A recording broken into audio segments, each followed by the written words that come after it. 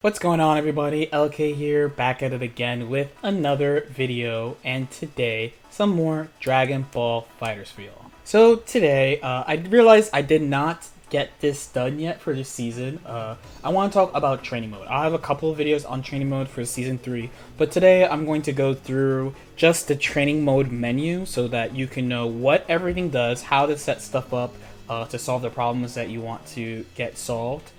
There's a lot of stuff in training mode, and since season 1, they have actually buffed the training mode a lot. It's pretty thorough at the moment. I'm pretty satisfied with it. As usual, if you like the content I'm putting out, please consider liking this video, or subscribing to the channel, or do both if you haven't already. It only takes a second, costs you nothing, and it does help the channel grow. I do appreciate it. Thank you so much.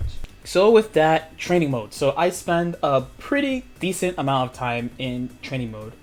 I have a cycle of playing matches, watching other people play, watching tournaments when they happen, and doing training mode. There's a lot of stuff in training mode. As I said in the beginning of the video, they added a ton of stuff since this game has come out. So again, we're just going to go through from the top of the menu to the bottom of what everything does, what you use it for, and why. So at the top here, we have change character. This is pretty straightforward. You have the characters here. You can set them up however you want. This change assist is new to season 3, of course, because having multiple assists is new to season 3. This one's pretty straightforward as well. You can change your assist here. The nice thing is that there's no load times to do it. It just does it. So it lets you mess around with the character's assist combination. This is pretty much mainly for when you are trying to figure out what assist to use with your team, and when you're trying to figure out how to play against specific assists. Health bar, this one's pretty straightforward. I usually leave this on no recovery because I tend to restart training mode when I do any experiments and stuff like that. So this is good for when you want to set up like 2-touch situations and stuff like that. Having auto recovery or quick recovery is good for when you're just like trying to grind combos, and you can set this however you want.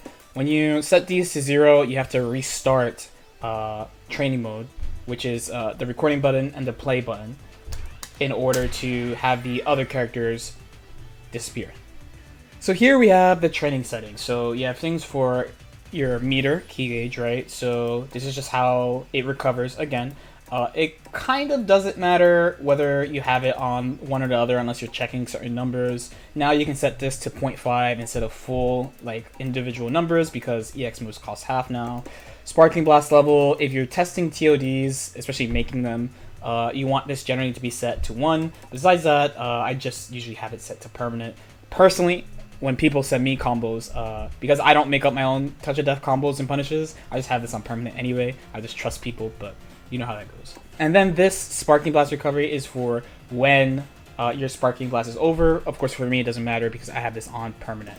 The amount of Sparking Blast has 1 or 2. You actually can have 2 in a match because of Shenron, so they let you set that up if you want. Assist cooldown, this is whether or not the assist cooldown is normal. So when you use an assist in training mode, is it normal or does it recover right away? Usually for the sake of like pressure and combos, you want to leave this in normal, especially when you're trying to figure out a new route. Besides that, you can leave it in quick recovery. Input delay, this is for net play, right? So you set it to random, you set it to however much you want, right? Generally, you want this to be set to 0. If you're a PC player and you are thinking about tournaments, I believe you want this to be set to 2. Besides that, you don't really have to change this number at all. Next, you have the starting side here. So this will show you where you can start the game when you reset training mode. You can set it to center, which, little known fact, there's like your normal center, and after killing a character or stage transition, there is a different round start in the center. As you can see here, you can set it to the right side of the screen or the left side of the screen. Again, you could also just do this with the button. So if you press... Again, you could also do this with the button. So if you press your record and play button or touchpad at the same time, it'll reset to the middle. If you hold left, it'll go to the left. If you hold right, it'll go to the right. If you press up, then you'll switch to character sides when you do it.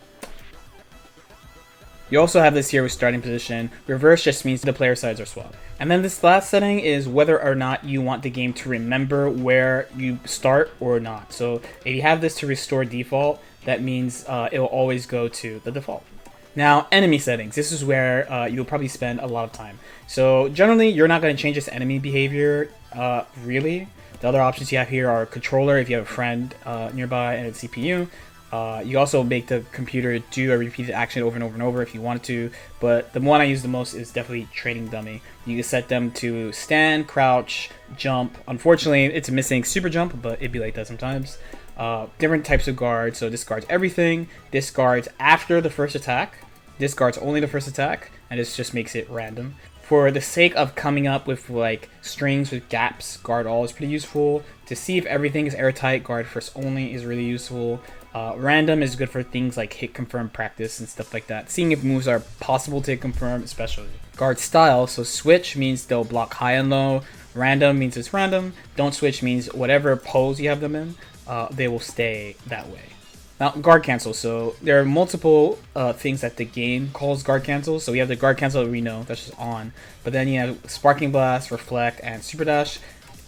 These two, of course, are only activated on Key Blast moves and Block Stun, but the opponent will do it immediately if you have these on. Then you can also change when they do it.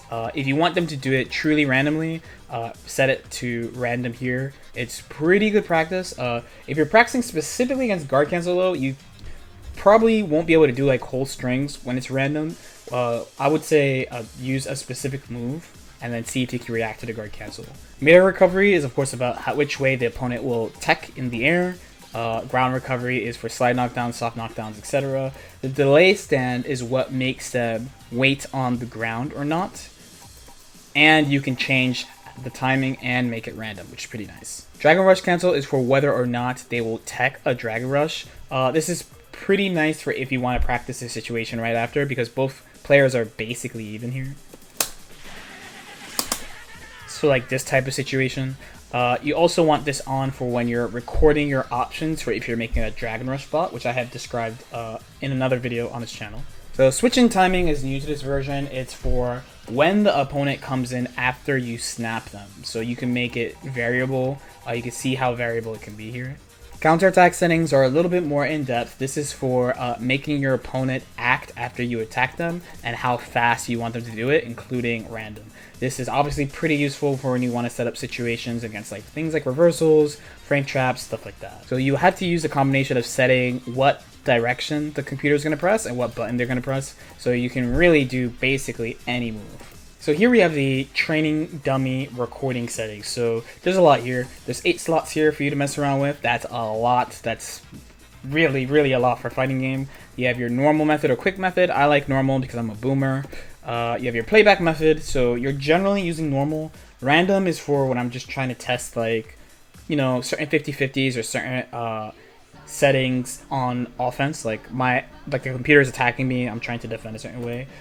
Repeat randomly is pretty much for like defense bots, like the Dragon Rush bot that I posted before. Now, as far as the playback amount, so I like doing it like this. I basically have it on or off, right? It's easier for me this way. Like I could just switch it on or off. You can do it however you want though. Character settings are pretty straightforward. A lot of the characters in this game have unique stuff that they can activate or power up with, and it lets you just set that up. So if you're a Ginyu player and you want to lab like specific setups with members of the Ginyu Force or combos, you can do that. The Connoisseur Cut, these are for Android 21.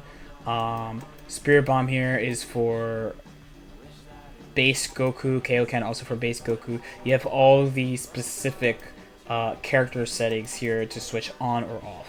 So Dragon Ball settings is specifically for the Dragon Balls. Occasionally there are a couple of things you can practice with having Shenron summoned. There's like Shenron combos you can learn and stuff like that. So if you want to have that set up, then you do that here. So info display settings, this is what the game actually is willing to tell you.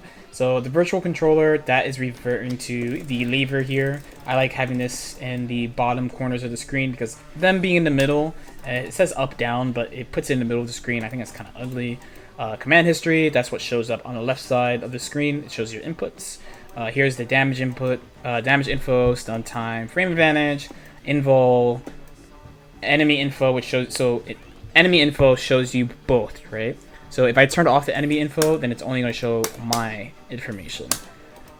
Dummy info, which would refer to the top right corner. There are some people who like turning off the dummy info during like recordings so that they can't see and they can't see how long the recording is, so they can't like cheat the recording. But in my opinion, if you're looking there in the first place, then you would probably be getting smoked in a match anyway because you're not looking at the right spot. So usually I just leave that alone. And then the gauges, of course, refers to the HUD.